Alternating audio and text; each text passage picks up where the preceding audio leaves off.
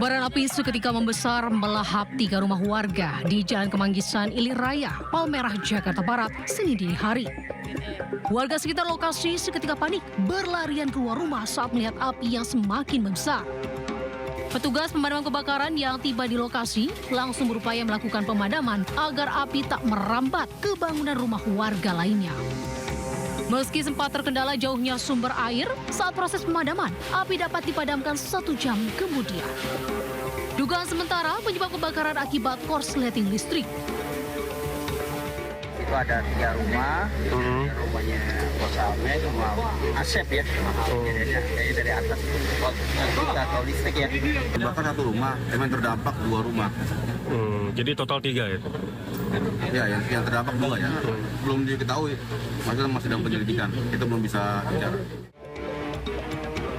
Tidak ada korban jiwa dalam insiden tersebut. 12 unit mobil damkar Jakarta Barat dikerahkan ke lokasi. Warga diimbau untuk lebih berhati-hati. Di Jakarta, Helmi Sengbati, iNews melaporkan.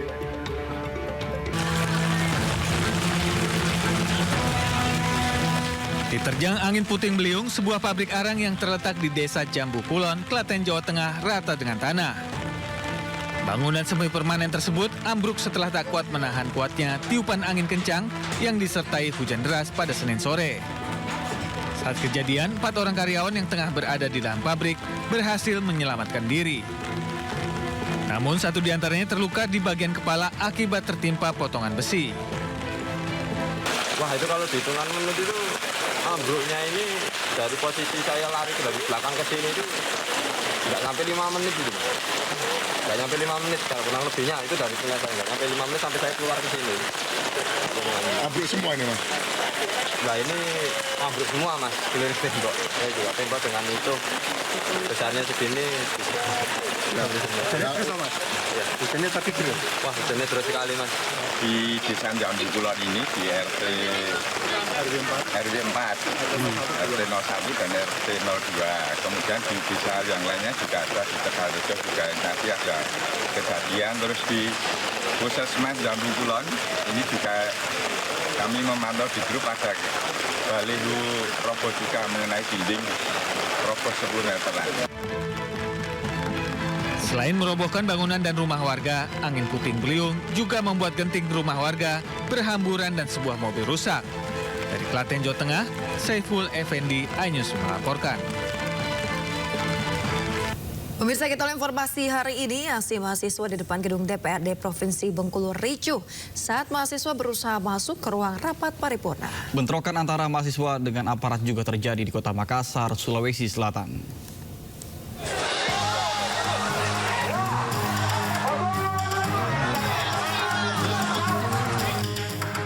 Aksi mahasiswa ricuh saat sejumlah massa berusaha menerobos pagar dan masuk ke dalam ruang rapat paripurna gedung DPRD Provinsi Bengkulu.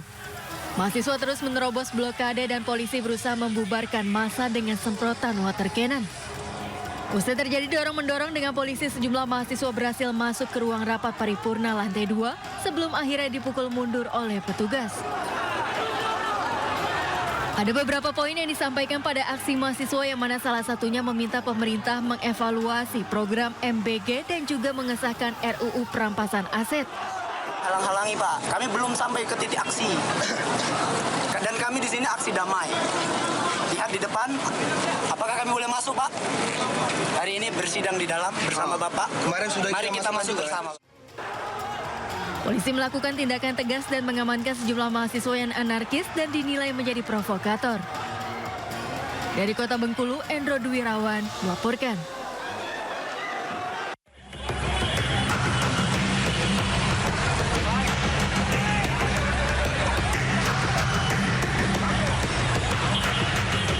Aksi demonstrasi Indonesia Gelap di Kota Makassar, Sulawesi Selatan diwarnai bentrok pada Senin malam. Bentrok berawal saat aksi disusupi oknum yang menolak dibubarkan petugas kepolisian dan menutup jalan hingga malam hari. Sejumlah oknum yang menutup jalannya lalu lintas juga melempari aparat menggunakan batu. Akhirnya petugas harus membubarkan aksi dengan menggunakan gas air mata. Pembubaran ini juga dilakukan oleh pengguna jalan yang kesal akibat jalan yang ditutup hingga pukul 22 waktu Indonesia Tengah. Satu warga terluka dalam bentrokan ini akibat tertancap busur panah. Korban langsung dilarikan ke rumah sakit terdekat untuk mendapatkan perawatan medis. Pihak yang berbuat kasar, ya itu bukan unjuk rasa, tapi ini orang-orang yang berbuat kerusuhan, berbuat makar, masuk jalan, membakar ban, lalu jalan dengan pohon. Nah ini kita diskusikan, Sejumlah aparat disiagakan di lokasi guna mencegah aksi yang diwarnai kericuhan terjadi kembali. Dari kota Makassar, Muhammad Turbone, A-News melaporkan.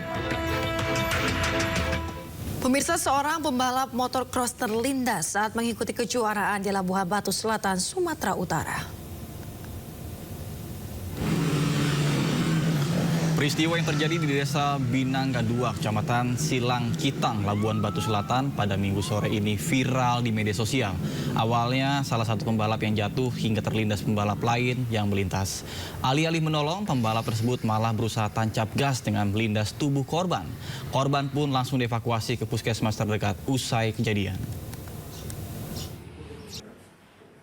Luka lecet di bahu sebelah kiri. Kemudian ada luka kayak kulitnya terkelupas di bagian ketiak sebelah kiri.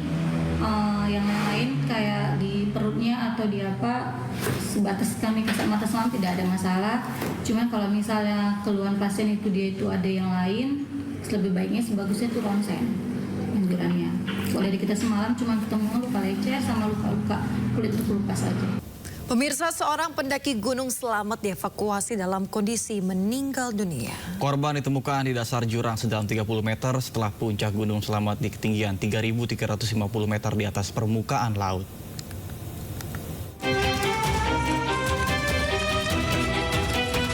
Tim SAR gabungan mengevakuasi seorang pendaki asal Jakarta yang jatuh di Gunung Selamat Purbalingga, Jawa Tengah. Korban terjatuh ke jurang sedalam 30 meter setelah puncak di ketinggian 3.350 mdpl. Korban Marcel Aryo, 16 tahun, asal Tugu Selatan, Kecamatan Koja, Jakarta Utara. Kondisi cuaca buruk dan berkabut tebal sehingga proses evakuasi berjalan lambat. Korban ditemukan di dasar jurang dalam kondisi kritis dan tubuh penuh luka. Korban dinyatakan meninggal dunia saat proses evakuasi pada Senin dini hari. Korban diketahui mendaki bersama 5 rekannya pada Sabtu siang. Usai sampai di puncak, rombongan berniat turun untuk pulang. Saat turun gunung, korban terpleset dan jatuh ke jurang. Diduga korban berjalan terlalu cepat dan terburu-buru. Rekan-rekan korban tidak berani menolong korban dikarenakan kondisi cuaca yang diselimuti kabut tebal dan jarak pandang yang sangat terbatas. Ini juga menjadi tantangan bagi kami, termasuk dari malam sempat terjadi kabut tebal di lokasi. Ini menyebabkan kami kegiatan evakuasi sedikit terlambat. Terprosok ke jurang kurang lebih 30 meter dari arah puncak di ketinggian 3.350 mdpl. Selanjutnya, jenazah dibawa ke rumah sakit Goteng dan diserahkan kepada keluarga. Dari Purbalingga, Jawa Tengah, Catur Edi Purwanto melaporkan. Pemirsa, Pengadilan Militer 208 Jakarta kembali menggelar sidang lanjutan kasus penembakan bos rental mobil di rest area tol Tangerang Merak. Sidang ketiga ini diagendakan memeriksa 9 saksi, namun 1 saksi berhalangan hadir.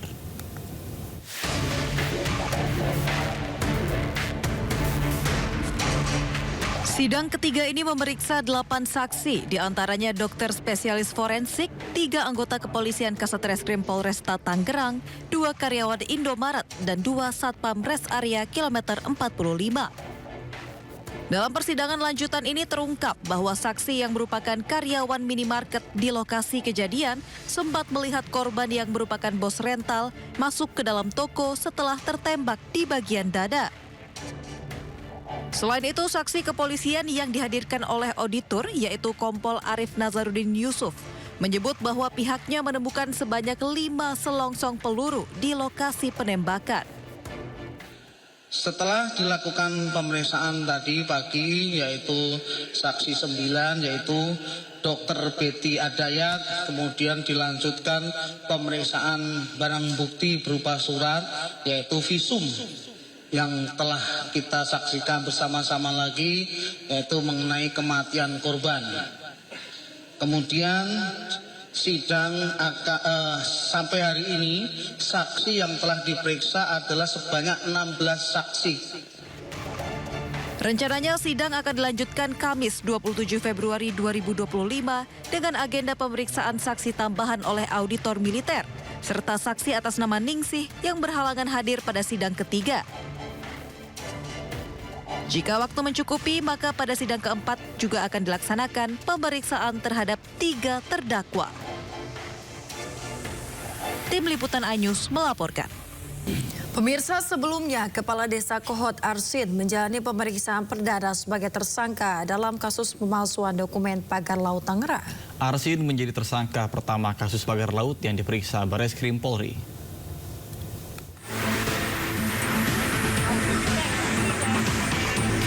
Kepala Desa Kohot Arsin, tersangka kasus pemalsuan dokumen sertifikat pagar laut Tangerang, tiba di gedung Bareskrim Polri Jakarta Selatan Senin siang. Didampingi kuasa hukumnya, Arsin hadir untuk memenuhi panggilan pemeriksaan pertama usai ditetapkan sebagai tersangka oleh penyidik Direktorat Tindak Pidana Umum Bareskrim Polri. Mau pakai masker, Pak?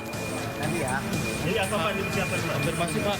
Namun saat ditanya oleh awak media perihal kasus yang menjeratnya, Arsin tak bergeming dan enggan berkomentar sepatah kata pun. Mewakili aja ya. Iya, Pak. Bahwa hari ini kami hadir di sini menunjukkan kooperatif ya. Berarti kooperatif, kita ikuti aturan yang mekanisme yang ada. Segera cukup ya. Sebelumnya penyidik Bareskrim Polri telah melayangkan panggilan pertama terhadap 4 tersangka kasus dugaan pemalsuan dokumen sertifikat hak guna bangunan dan sertifikat hak milik pagar laut Tangerang. Kepala Desa Kohot Arsin menjadi yang pertama memenuhi panggilan penyidik Bareskrim Polri. Dari Jakarta, Rizky Falufi, iNews melaporkan. Pemirsa, usai menjalani pemeriksaan di Bareskrim Polri, Kepala Desa Kohot Arsin akhirnya resmi ditahan.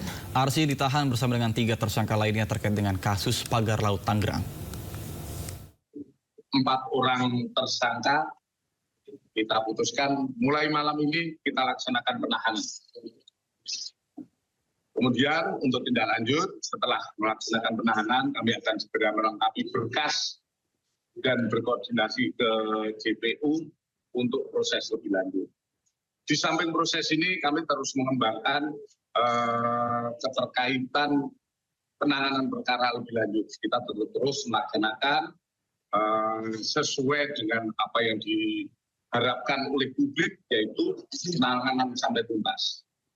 Untuk awal kami sudah melaksanakan penanganan ini dan semoga nanti dengan bekerja koordinasi dengan Kejaksaan, berkas segera P21, dan selanjutnya kami akan terus menyidik sampai tuntas.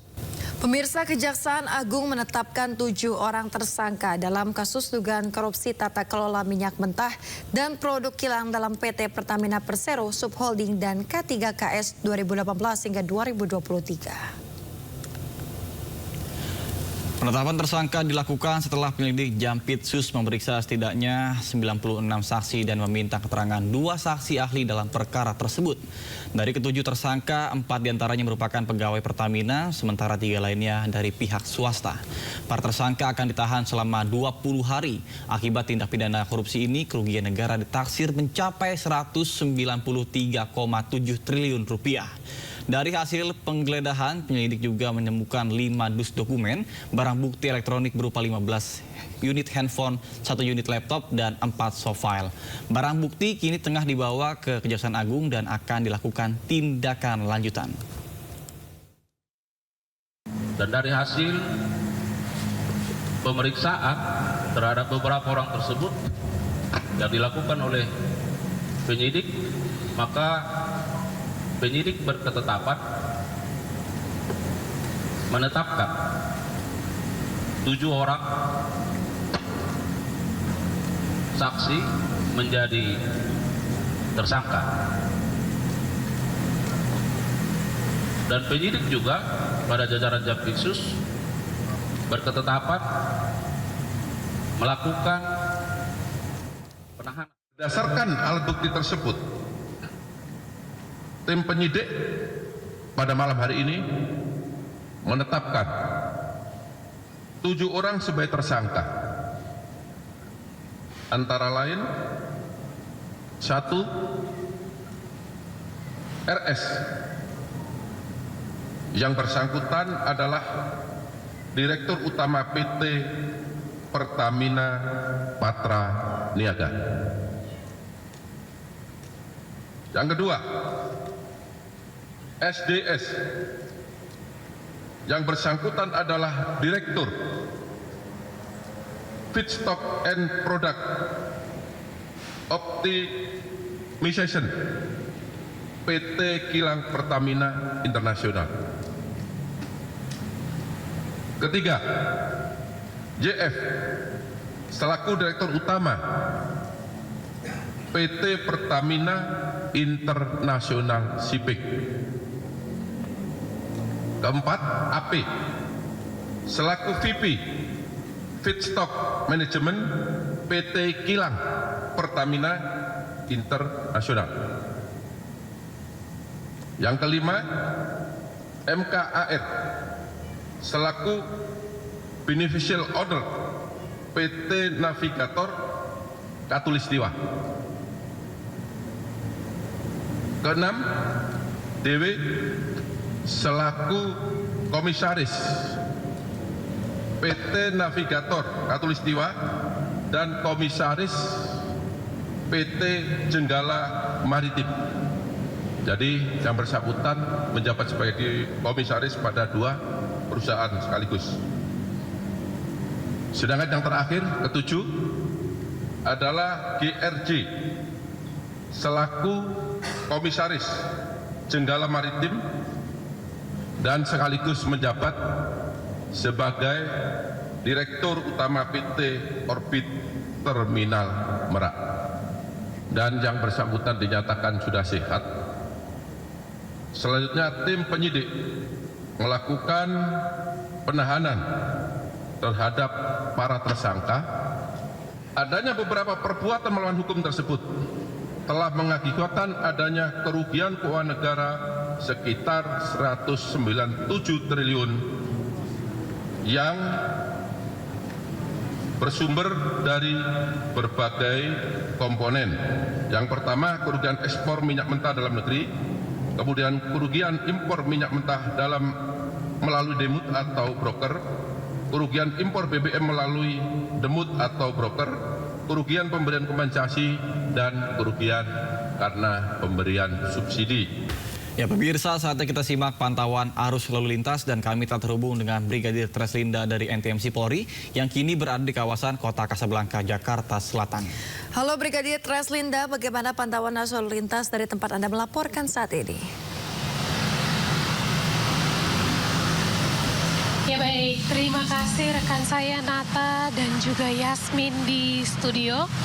Pemirsa, di jam sibuk perkantoran pada pagi hari ini, tepatnya di belakang saya yang Anda saksikan ini merupakan poros utama Jalan Jakarta, di mana yang menghubungkan antara Kampung Melayu ke arah Setiabudi, sehingga memang kepadatan kendaraan di kawasan ini sudah terjadi sejak pukul 7 pagi tadi hingga saat ini masih mengalami perlambatan kecepatan kendaraan, di mana kecepatan kendaraan ini dapat dipacu dengan kecepatan 30 sampai dengan 40 km per jam. Dominasi kendaraan pada pagi hari ini juga lebih didominasi dengan kendaraan roda 2 dan juga kendaraan pribadi roda 4. Mengingat akan memasuki jam aktivitas perkantoran di pukul 10, sehingga memang peningkatan volume kendaraan ini akan terus bertambah di kawasan ini, mengingat juga terdapat mal, sehingga aktivitas masyarakat ke arah Mall Kasablanka ini akan dibuka pada pukul 10, sehingga kendaraan di kawasan ini akan terus mengalir hingga pukul 10 dengan kepadatan yang terjadi seperti saat ini. Dan untuk arus lalu lintas dari arah sebaliknya, dari arah Setiabudi yang akan mengarah ke Kampung Melayu, pada pagi hari ini masih terbilang normal dengan dominasi kendaraan roda 2 untuk jalan non-tol, jalan layang non-tol pada pagi hari ini dalam keadaan ramai lancar. Namun pemirsa, di kawasan ini terdapat rambu-rambu yang melarang kendaraan angkutan barang dan juga kendaraan roda 2 melintasi di jembatan layang non-tol. Sampai pagi hari ini masih ada pengendara roda 2 maupun kendaraan angkutan barang yang menggunakan jalan layang non-tol Kasablanka ini. Perlu kami tegaskan kembali bahwa sudah diatur di dalam peraturan Dinas Perhubungan bahwa penggunaan kendaraan roda 2 di jalan non-tol ini sangat berbahaya karena turbulensi angin di jalan non-tol ini dapat menyebabkan kecelakaan lalu lintas. Untuk itu kami harapkan bagi pengguna kendaraan roda 2 untuk mematuhi aturan yang sudah ditetapkan Dinas Perhubungan DKI Jakarta maupun yang diatur dalam Undang-Undang Nomor 22 Tahun 2009 tentang lalu lintas dan juga angkutan jalan. Anda tertib dalam berkendara, menyelamatkan diri Anda di jalan raya, juga pengendara lain. Kemudian Nata dan Yasmin, kami juga menginformasikan data Iris MS Korlantas Polri selama kurun waktu 1 kali 24 jam terjadi 220 kasus laka lantas dengan rincian 22 meninggal dunia, 30 orang luka berat dan 218 luka ringan. Dari 220 kasus laka lantas tersebut, 58,5% terjadi pada waktu siang hari.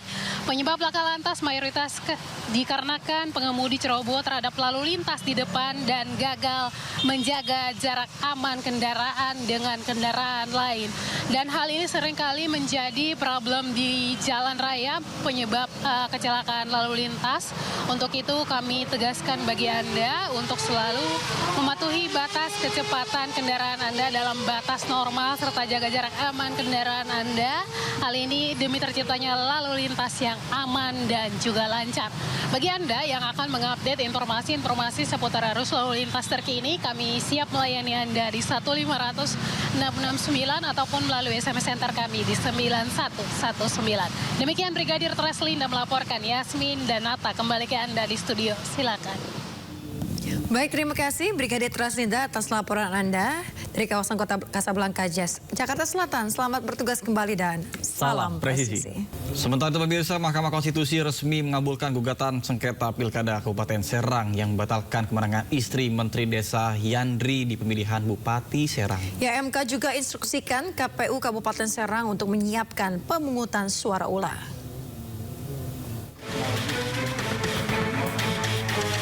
Mahkamah Konstitusi atau MK membatalkan hasil Pilkada Kabupaten Serang pada 2024 lalu yang dimenangkan oleh Ratu Rahmatu Askiah yang juga merupakan istri dari Menteri Desa Yandri Susanto.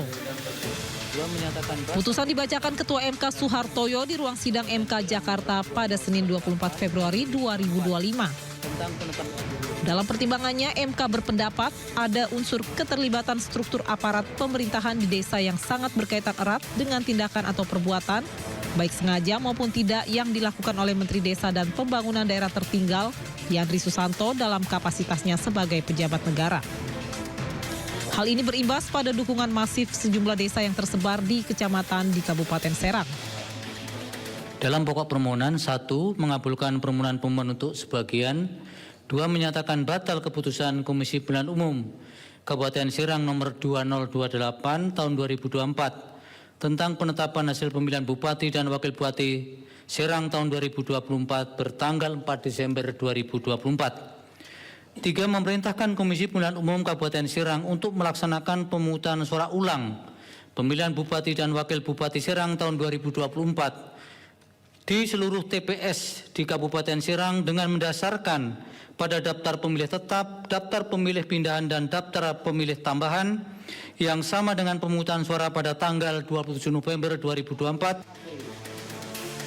Gugatan perkara diajukan oleh rival pasangan nomor urut 2 Ratu Rahmatu Askiah, Muhammad Najib Hamas, yakni pasangan calon Bupati nomor urut 1 Andika Hazrumi Nanang Supriyatna.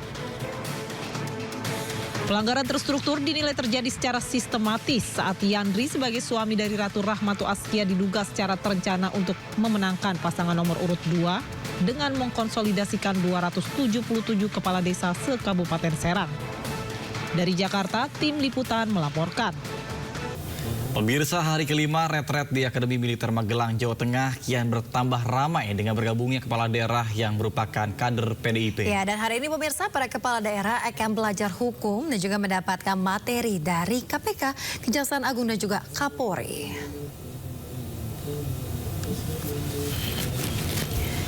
Ya, pemirsa dan juga Nata, kita tahu bersama banyak sekali kepala daerah yang tertangkap tangan oleh KPK karena korupsi. Belum lagi yang tertangkap oleh Kejaksaan Agung ataupun polisi. Nah, hari ini pemirsa, mereka akan dibuka kembali wawasannya terkait dengan materi-materi yang diberikan langsung oleh Ketua KPK, Jaksa Agung dan juga Kapolri. Seperti biasa pemirsa, sebelum mengikuti pengarahan, para kepala daerah juga mengawali hari ini dengan apel pagi, kemudian juga olahraga dan ibadah. Peserta retret di Akmil Magelang pun jumlahnya kian bertambah dengan bergabungnya kepala daerah yang merupakan kader dari PDIP. Dan sebelumnya mereka juga menunda ikut retret karena ada arahan dari Ketua Umum PDIP Megawati Soekarno Putri.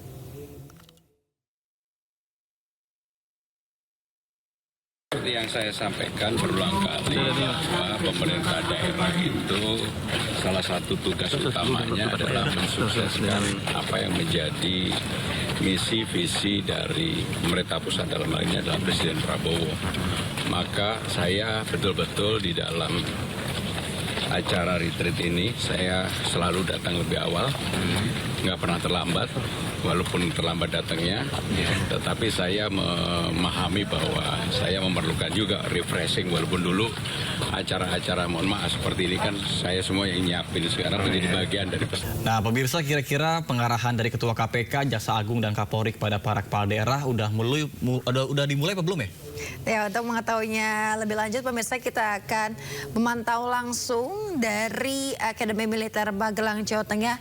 Sudah ada rekan kami Kevin Pakan. Selamat pagi Kevin, apakah terkait dengan pengarahan ini sudah dimulai dan pada pukul berapa nantinya terkait dengan kegiatan ini akan dilaksanakan?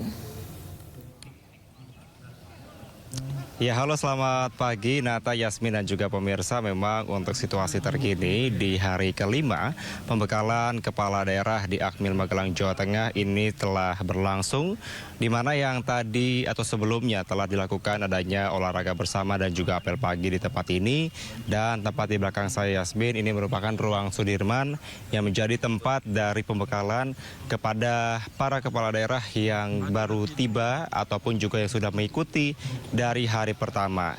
Dan kami sedikit menginformasikan kepada Anda terkait dengan penambahan jumlah dari para kepala daerah, yang mana yang kemarin ini dari pihak kepala daerah dari PDIP telah datang begitu untuk mengikuti pembekalan.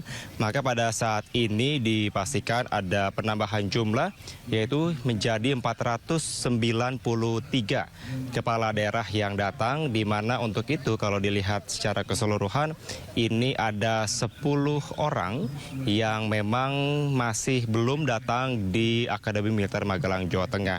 Karena secara total terregistrasi ada 503 kepala daerah, dan 10 orang tersebut merupakan kader atau kepala daerah dari PDIP yang tadi kami juga mengkonfirmasi bahwa ada yang berasal dari Provinsi Bali, dan juga selain PDIP ada juga dari provinsi lainnya yaitu di Asmat, Papua.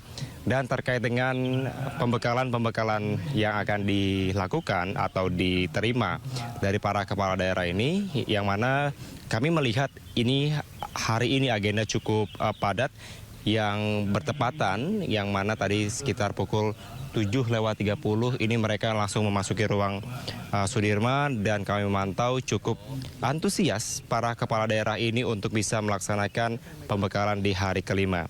Dan untuk materi-materi apa saja yang menjadi fokus utama di hari kelima ini, Yasmin, dan juga pemirsa, yang mana berkaitan dengan Asta Cita dari Presiden Prabowo Subianto, yaitu Asta Cita keempat, kelima, keenam, dan juga ketujuh.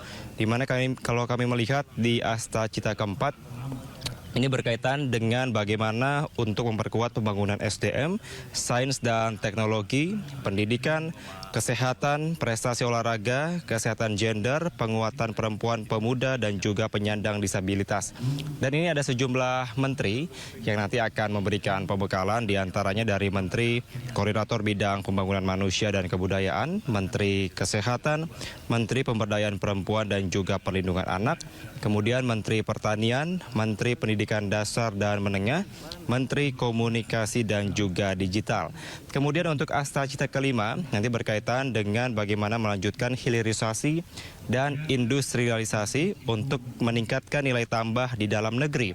Dan ada sekitar 3 menteri yang akan memberikan paparannya, yaitu Menko Pangan, Menteri Investasi dan Hilirisasi atau Kepala BKPM, kemudian Menteri ESDM. Kemudian nanti akan dilanjutkan istirahat terlebih dahulu dan dilanjutkan dengan adanya asta cita ke-6, yaitu untuk membangun dari desa dan dari bawah untuk pemerataan ekonomi dan juga pemberantasan kemiskinan. Nanti ada sekitar 3 menteri yang akan menyampaikan paparannya, yaitu Menteri Koordinator Bidang Pemberdayaan Masyarakat, Menteri Desa dan juga Menteri UMKM. Dan terakhir pada malam hari nantinya juga masih akan terus melanjutkan pembekalan dari pukul 7 malam hingga pukul 9 malam, yaitu terkait dengan asta cita ke-7 Presiden, yaitu berkaitan dengan memperkuat pencegahan dan pemberantasan korupsi dan juga narkoba. Dan inilah yang tadi sempat Yasmin dan juga Nata tanyakan terkait dengan KPK atau juga dengan Kapolri yang akan menyampaikan paparannya. Ini disampaikan nanti oleh KPK, Kapolri, Jaksa Agung dan juga dari Kepala BPKP. Dan sampai dengan saat ini Nata dan juga Yasmin kami mantau juga meskipun kami melihat cuaca di Akademi Militer ini cukup dingin begitu, dan kami juga melihat walaupun sempat hujan dari semalam hingga tadi pagi, sempat gerimis-gerimis seperti itu, namun untuk cuaca pagi hari ini cukup cerah dan sangat sejuk, maka dipastikan ini dapat meningkatkan semangat dari para kepala daerah selama mengikuti pembekalan di Akmil Magelang ini. Dan sampai dengan saat ini kami masih terus memantau, melihat kira-kira ada isu-isu atau perkembangan menarik apa di Akmil ini, dan sampai nantinya pada tanggal 28 Februari 2025 yang rencananya ini Presiden Republik Indonesia Prabowo Subianto juga akan memberikan arahan atau amanatnya di pembekalan Akmil Magelang ini. Sementara itu yang dapat saya sampaikan, Yasmin dan juga Nata, kembali ke Anda. Baik, terima kasih Kevin Pakam melaporkan langsung dari Akademi Militer Magelang, Jawa Tengah. Selamat bertugas kembali dan salam sehat Kevin. Ya pemirsa, setelah sempat menunda, Kepala Daerah dari PDI Perjuangan hadiri retret di Akmil Magelang. Kader PDIP Masinton Pasaribu menyebut tidak masalah dengan kehadiran 90% sebagai syarat kelulusan retret Kepala Daerah.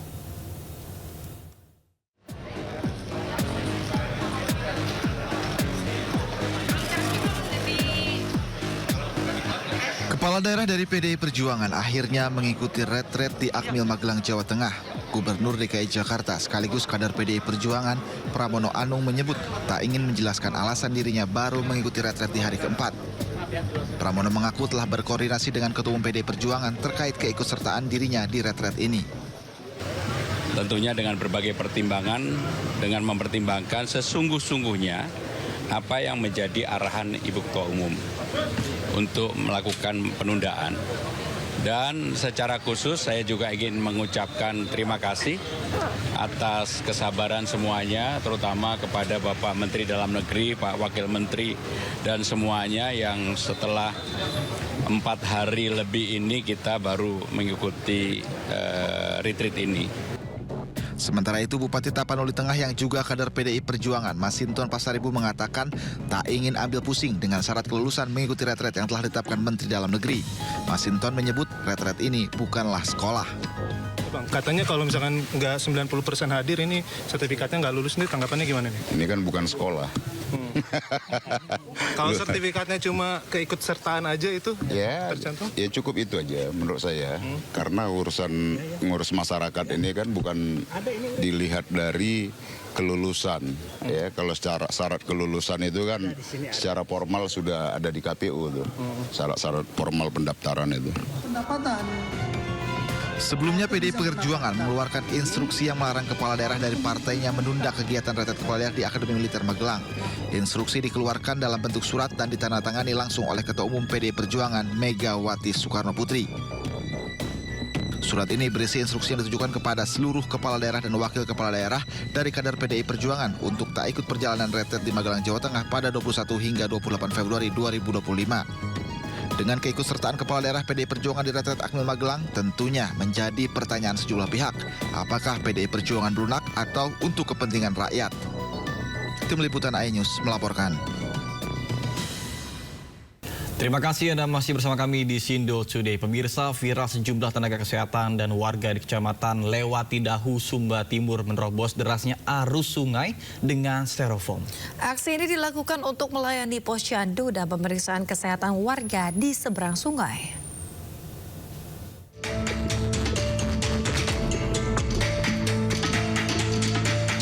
Viral di media sosial, sejumlah tenaga kesehatan dan warga berupaya menyeberangi sungai berarus deras di Desa Mundulambi, Kecamatan Lewatidahu, Sumba Timur, Nusa Tenggara Timur dengan styrofoam. Nakes perempuan duduk di atas rakit yang terbuat dari styrofoam bekas, yang kemudian ditarik oleh warga dan nakes pria. Para nakes berjuang menyeberangi sungai untuk melayani posyandu dan pemeriksaan kesehatan warga di seberang sungai. Kadang para nakes terpaksa menyeberangi sungai dengan basah-basahan dan memikul peralatan medis di atas kepala. Situasi ini sudah terjadi sejak tahun 2012 silam, ketika di wilayah Kecamatan Lewatidahu dibangun puskesmas. Saat musim kemarau bisa diseberangi dengan motor untuk langgar ke sebelah. Tetapi pada musim hujan kami, kalau air tidak terlalu dalam, kami bisa langgar dengan jalan kaki, air sebatas dada atau sebatas leher. Sedangkan kalau airnya terlalu dalam, kami minta bantuan kepada masyarakat, salah satunya dengan bantuan rakit. Warga dan petugas kesehatan menaruh harapan agar situasi ini bisa berubah menjadi lebih baik. Dari Sumba Timur NTT, Dion Umbu Analodu, iNews melaporkan. Kita ke informasi lainnya, pemirsa. Pemerintah resmi meluncurkan holding pengelola investasi aset BUMN Danantara. Danantara akan mengelola dana hingga 15.000 triliun rupiah untuk mendukung proyek strategis negara.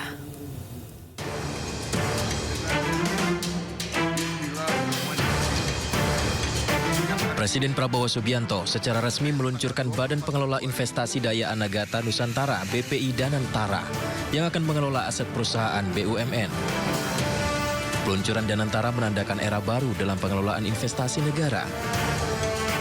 Danantara juga merupakan komitmen pemerintah dalam mewujudkan asta cita membangun perekonomian Indonesia ke level yang lebih tinggi melalui investasi berkelanjutan. Saya memahami bahwa banyak pertanyaan tentang Danantara Indonesia. Mungkin ada yang ragu-ragu apakah ini bisa berhasil atau tidak. Hal ini adalah wajar karena inisiatif ini belum pernah ada sebelumnya. Namun hari ini seluruh rakyat Indonesia patut berbangga karena dengan total aset lebih dari 900 miliar dolar Amerika, Danantara Indonesia akan menjadi salah satu dana kekayaan atau sovereign wealth fund negara terbesar di dunia. Peluncuran Danantara juga dihadiri oleh Presiden ke-6 dan ke-7 RI Susilo Bambang Yudhoyono dan Joko Widodo. Kehadiran mereka tak lepas dari rencana Prabowo yang ingin melibatkan mantan presiden dan wakil presiden untuk mengawasi kinerja Danantara.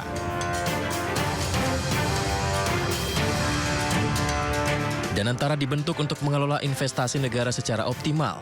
Danantara juga diharapkan bisa menarik investasi asing dan domestik. Hadirnya Danantara dinilai bisa mengurangi ketergantungan pada APBN dan utang pemerintah.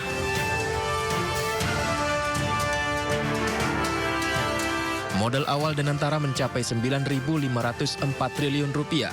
Nantinya Danantara akan mengelola aset hingga 15.000 triliun rupiah lebih dan akan membiayai proyek-proyek strategis negara. Dari Jakarta, Tim Liputan iNews melaporkan. Danantara merupakan komitmen pemerintah dalam membawa perekonomian Indonesia ke level yang lebih tinggi melalui investasi berkelanjutan. Untuk mewujudkannya, pemirsa, Presiden Prabowo telah menunjuk sejumlah pengusaha sukses yang juga berkiprah di pemerintahan untuk memimpin Danantara.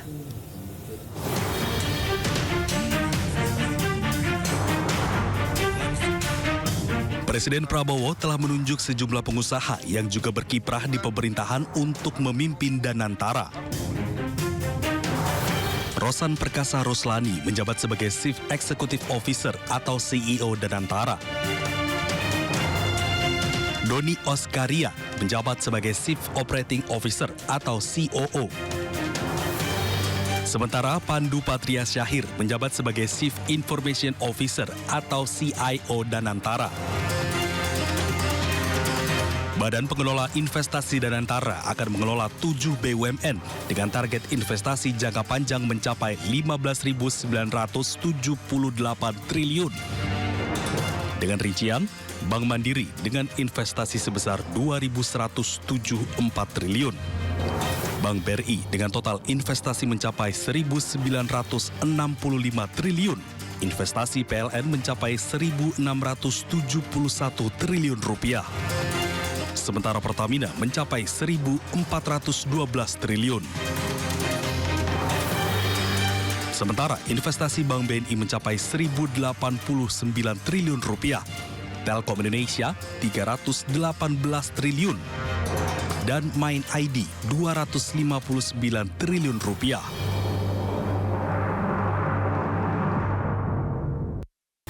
Sementara itu pemirsa, mahasiswa yang tergabung dalam Aliansi Gerakan Mahasiswa Cirebon menggelar demo menolak pembentukan Badan Pengelola Investasi Danantara karena dianggap tidak menguntungkan masyarakat.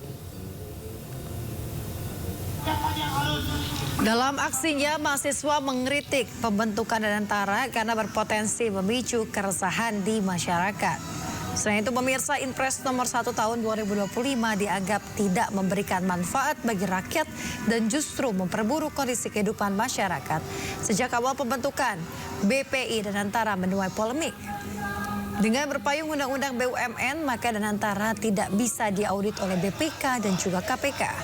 BPK dan Badan Pengawasan Keuangan dan Pembangunan atau BPKP hanya dapat memeriksa jika ada permintaan DPR atau pemeriksaan dengan tujuan tertentu.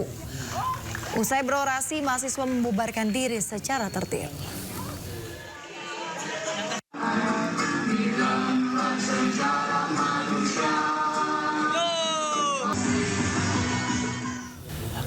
Pemirsa, jelang Ramadan harga cabai rawit merah semakin pedas. Ya, di pasaran harga cabai rawit maksud KB menembus Rp100.000 per kilogramnya.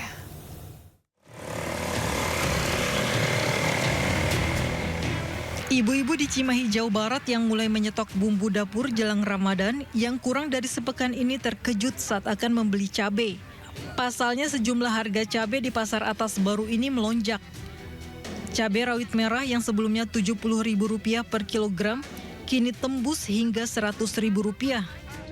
Harga cabai merah besar juga ikut naik yang sebelumnya Rp50.000 kini mencapai Rp70.000 per kilogram. Selain cabai, harga bawang merah juga merangkak naik Rp10.000 dari Rp30.000 menjadi Rp40.000 per kilogram.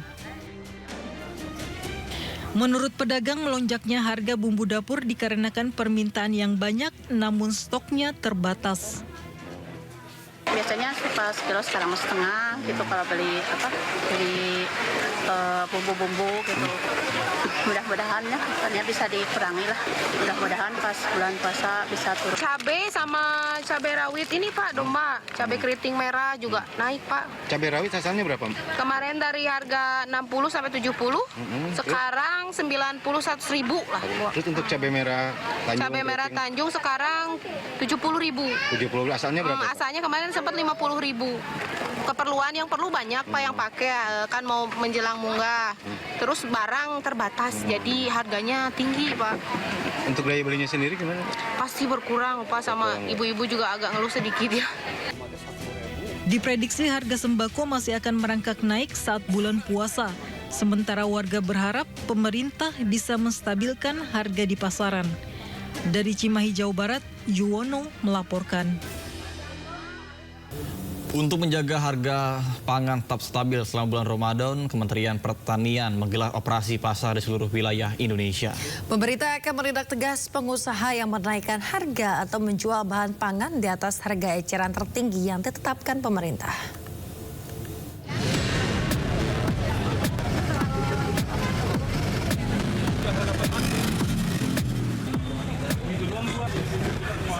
Pemerintah melalui Kementerian Pertanian meluncurkan operasi pasar di PT Pos Flora, Jalan Fatmawati, Jakarta Selatan, Senin pagi. Operasi pasar secara besar-besaran ini digelar di 4.000 titik di seluruh wilayah di Indonesia dengan tujuan untuk menjaga harga bahan pangan stabil selama bulan Ramadan.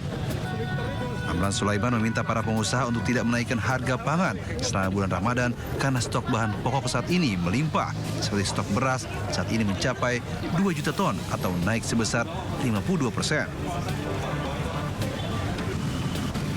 Tim Satgas Pangan akan menindak tegas setiap pengusaha yang menjual bahan pangan di atas harga eceran tertinggi atau HET yang ditetapkan pemerintah dengan menyegel tempat usahanya. Murah jauh sih, lumayan. Kalau gula kan 15 di sini, kalau di luaran di warung 20. Kalau di supermarket 17,5. Lumayan jauh kan? Ya sekilo. Terus kalau cabai, kalau di luar kan sekilo 100.000. Kalau di sini aku tadi beli setengah 28.000. 28.000. Ya. Tidak boleh ada pengusaha menjual harga pangan di atas HET, khususnya beras, daging, minyak goreng, gula, ayam, telur, bawang putih, bawang merah, cabai dan seterusnya. Tidak boleh di atas HET. Kementerian Pertanian menggandeng PT Pos Indonesia untuk melaksanakan operasi pasar menjelang bulan Ramadan. PT Pos Indonesia sendiri membuka layanan operasi pasar di 325 titik dengan 13 titik diantaranya berada di kota Jakarta. Operasi pasar digelar setiap hari mulai pukul 8 hingga pukul 11 pagi. Di Jakarta, Rizky Falupi melaporkan. Pemirsa, Badan Pusat Statistik meminta pemerintah untuk memantau 5 komoditas kelompok makanan, minuman, dan tembakau yang memberi andil inflasi tertinggi pada Ramadan tahun lalu atau Maret 2024. Ya, 5 komoditas tersebut yakni telur ayam, daging ayam ras, beras, cabai rawit, dan juga bawang putih. Badan Pusat Statistik meminta pemerintah untuk memantau 5 komoditas kelompok makanan, minuman, dan tembakau yang memberi andil inflasi tertinggi pada Ramadan tahun lalu atau Maret 2024. PLH Deputi Bidang Statistik Distribusi dan Jasa BPS Habibullah menyebutkan 5 komoditas tersebut yakni telur ayam ras, daging ayam ras, dan beras yang beri andil masing-masing sebesar 0,09% secara bulanan. Diikuti cabai rawit dan bawang putih dengan andil inflasi masing-masing sebesar 0,02%. Telur ayam ras mengalami inflasi di 148 kabupaten kota. Sementara itu 116 kabupaten kota yang mengalami inflasi daging ayam ras. 115 kabupaten kota mengalami inflasi beras. 111 kabupaten kota mengalami inflasi cabai rawit. Serta 133 kabupaten kota yang mengalami inflasi bawang putih. Adapun pada bulan Ramadan tahun 2024 terjadi inflasi 0,52% dengan andil kelompok makanan, minuman, dan tembakau sebesar 0,41. Nah, seperti yang saya paparkan tadi, kalau kita lihat komoditas di Maret 2024 ini telur ayam ras, daging ayam ras, beras, cabai rawit, dan bawang putih. Berdasarkan data Badan Pusat Statistik Ramadan tahun lalu, inflasi tertinggi terjadi di Sulawesi Utara sebesar 1,07% secara bulanan. Disusul Papua Tengah, Banten, Bali, dan Nusa Tenggara Barat.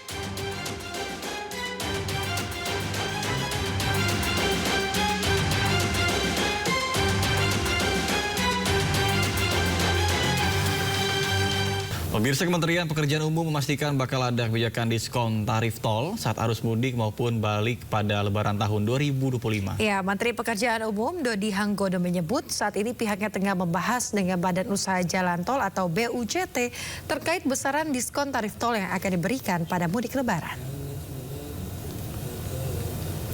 Kementerian berharap besaran diskon tarif tol minimal sama dengan penerapan diskon lebaran pada tahun lalu. Dodi memastikan kebijakan diskon tarif tol tahun ini sebagai bentuk komitmen pemerintah untuk meningkatkan daya beli masyarakat, khususnya meringankan beban masyarakat saat momen lebaran. Misalkan ngomong gitu kita kasih ini kok kasih diskon. Cuman saya kan sudah bicara beberapa kali ya. Kalau tarif tol itu kan motongnya tuh profit marginnya si badan usaha, jadi saya mesti bicara dari hati ke hati. Contohnya kemarin Nataru itu nggak ada benda pekerja, tapi kita bisa kasih 10%. Apalagi ada berita kan, berarti kita dan saya di dalam ratas sudah mengatakan di Pak Presiden, insya Allah bisa Pak, saya bilang gitu. Cuman memang angkanya belum bulat. Mungkin angkanya nanti kalau bulat setelah perhubungan bulat lah. Jadi pada saat kita lakukan bersama lah, kan bisa lah saya separuh. Tapi lagi kita godok sama-sama dengan para. Kita beralih ke informasi dunia olahraga pemirsa. Pertandingan final tim putra berhasil digelar dengan pertandingan Popsi Pullman and Women seri pertama tahun 2025. Ya, pada final ini pemirsa atlet biliar Jeffrey Zen dari klub Mantra berhasil meraih juara pertama usai melawan Irwanto dari klub Labewa dengan skor 9-4.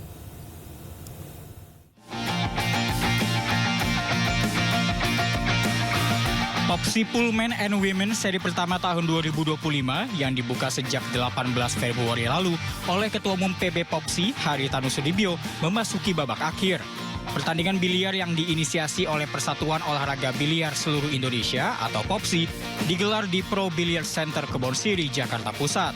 Pada pertandingan final ini, atlet biliar Jeffrey Zen dari klub Mantra berhasil meraih juara 1 usai melawan Irwanto dari klub Labewa dengan skor 9-4. Pertengahan breaknya dapat gitu, jadi saya manfaatin kesempatan itu jadi motivasi buat event-event selanjutnya, karena ini awal tahun ini perdana buat juara, jadi awal tahun yang baik buat saya. Atlet yang pernah mewakili biliar Indonesia di SEA Games 2019 ini berhasil meraih kemenangan pada pertandingan final dengan format race 9. Secara teknis kita bisa mampu bersaing untuk di luar negeri tentunya, namun perlu jam terbang. Jam terbang mungkin inilah sebuah ajang selain ranking menambah jam terbang seluruh atlet ya. Kita harapkan suatu saat nanti mereka ke luar negeri sudah matang. Sejumlah series akan digelar di seluruh kota di Indonesia untuk menambah jam terbang para atlet, agar para atlet lebih matang dalam teknik dan permainan sehingga mampu berprestasi di ajang yang lebih tinggi. Dari Jakarta, Amrina Rida, Seto Pratomo, Dimas Winardi, iNews melaporkan.